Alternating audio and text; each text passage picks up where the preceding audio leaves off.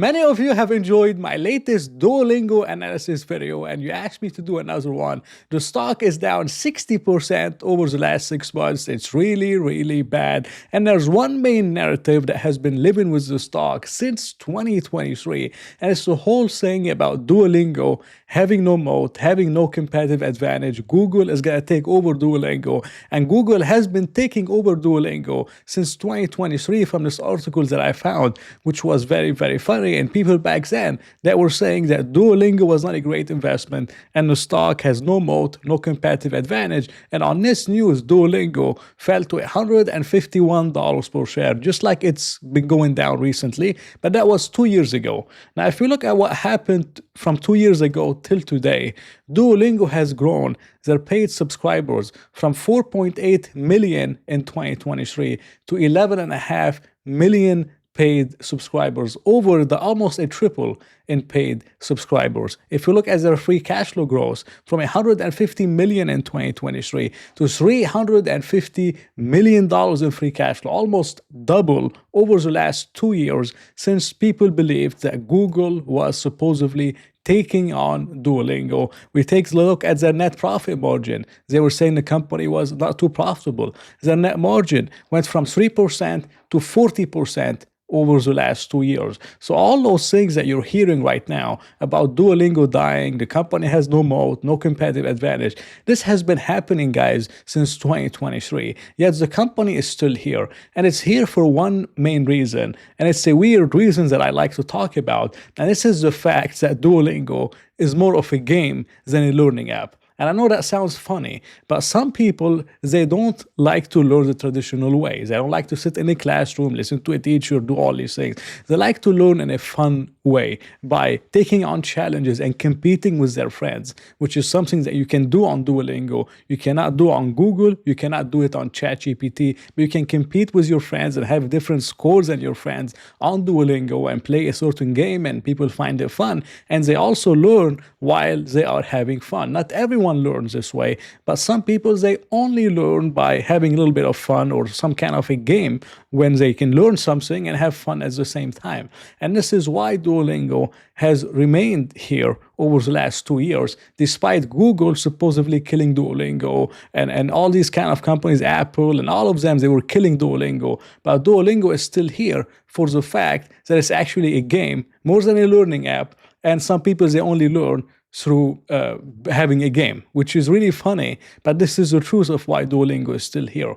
Now, the main problem with Duolingo is if you look at their monthly active users, they jumped from 88 million to 135 million.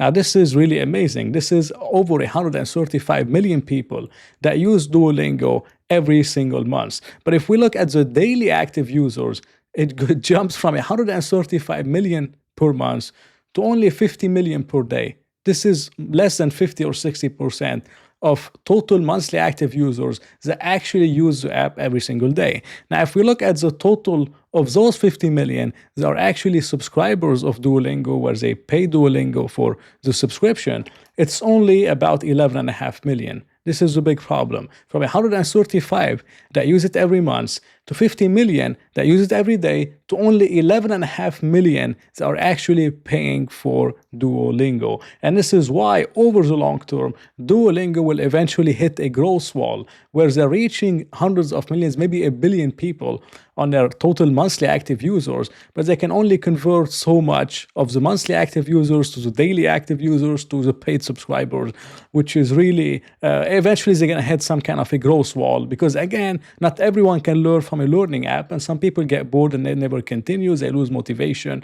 It's not the same as learning the traditional way, and some people give up, and that's why you have such a wide divergence between paid subscribers and daily active people and monthly active people. And by the way, I'm using Fiscal.ai to come up with those charts. If you want to try it out, they give you 2 weeks of free access if you use my link down in the description. But based on the latest report, Duolingo had an amazing report. They grew revenues 41%, total bookings 33%, adjusted EBITDA was 29.5% margin. So everything was really, really good with Duolingo. It improved a lot, but the stock went down like 22%. And everyone on X was confused on why Duolingo was going down. And that's why my video was popular, because I actually addressed the reason.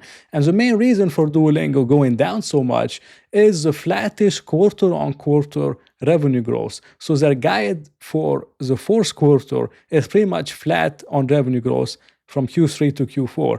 And this is a massive deceleration from the traditional Duolingo that everyone is used for, where the company is growing 15-20% quarter on quarter, and they've been doing it since 2023. But that really causes a lot of investors to potentially believe that Duolingo might have hit the growth wall that I just talked about, where they have reached enough people, there's way too many competitors, Google is doing it, Apple is doing it with their earphones, and Duolingo is not going to be able to grow from here. Now, Duolingo is diversifying. They have the chess course, which is reaching a lot of people, and they want to enter the education space in general, other than just languages. But this is a major, major concern that I talked about, and they could potentially be hitting the growth wall. Although I believe they're still early, because they are reaching about 135 million people per month. But people that want to learn something, this is over a billion, maybe 1.5 billion, if I had to take a guess. So that's really huge. We have over 8 billion people around the world. So it's hard for me to believe that 135 million is the growth wall. I really find it very hard to believe, which is why I'm saying that I don't believe it is. But if that situation continues into Q4 to Q1 and Q1 to Q2, then maybe this is what's actually happening. And maybe we have to reconsider the thesis around Duolingo. Now, if we look at Duolingo's valuation, it was trading at 160 times earnings. Now it's trading at 50 times earnings. This is GAAP earnings, by the way. Non-GAAP's about 27 or 26 times, but GAAP earnings is about 50 times, which might sound expensive, but I believe we should be looking at a price to sales ratio for Duolingo, as the company is not too focused on being profitable, but they are more focused on growing, as they are still in their early stage of the cycle. And Duolingo went from 22 times price to sales ratio to about 7 times. 22 times was a bubble. I even talked about it myself. But 7 times, for me personally, is very compelling for a company that was growing revenues 37, 39, 40%. A deceleration is expected to 22, 20% revenue growth. But if they're growing 20% in revenues with such high net income margins of over 40% net income margin, and if they're growing that much, I think 7 times sales is really not expensive at all for Duolingo. So my thesis on Duolingo is that the stock is undervalued here, much better valued than what it was a few months ago at 20 or 22 times sales, which was absolutely crazy. But I still believe there's some risks in terms of the quarterly flattish revenue growth. And this is something that we have to monitor. Maybe it's a one-off and it's not going to repeat itself. But if it does repeat itself sequentially for the next 2 to 3 quarters, then this is maybe an alarm, and this is a signal that you should pay attention to and reconsider the position. And for me, I don't believe this is a growth wall, but it could well be. And sometimes it's hard to know those things ahead of time.